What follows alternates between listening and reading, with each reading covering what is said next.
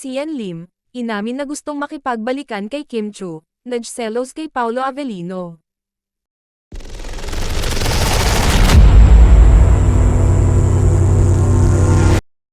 Usap-usapan ngayon sa ilang mga social media platforms ang mga haka-hakang inamin umano ng aktor-direktor na si Sian Lim na nais niyang balikan si Kim Chu matapos itong malink ngayon sa kanyang leading man na si Paolo Avellino.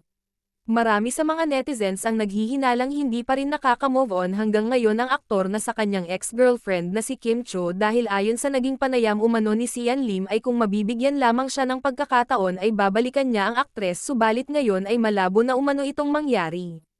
Inamin rin ni Sian Lim na hanggang ngayon ay hindi pa rin nawawala ang pagmamahal niya para kay Kim Chu dahil matagal rin silang naging magkarelasyon. May mga nagsasabi rin naman na kaya nagnanais ngayon si Sian Lim na balikan ang aktres dahil nagseselos ito sa closeness ni Kim Chu sa kanyang leading man na si Paolo Avellino na napapabalita na ring bagong boyfriend nito. Matatandaan na noong huling bahagi ng December 2023, tuluyang kinumpirma ni na Kim Chu at Sian Lim ang kanilang paghihiwalay na ilang buwan ring naging laman ng mga usap-usapan sa social media.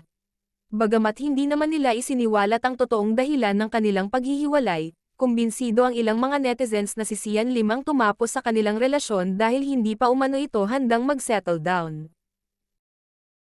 Mas priority pa umano ni Sian Lim na tulungan ang kanyang sariling pamilya kaysa sa pagpapakasal kay Kim Chu. May mga naghinala rin na ang dahilan ng aktor para iwanan ng aktres ay dahil sa pamilya nito na hindi pa rin siya tinatanggap.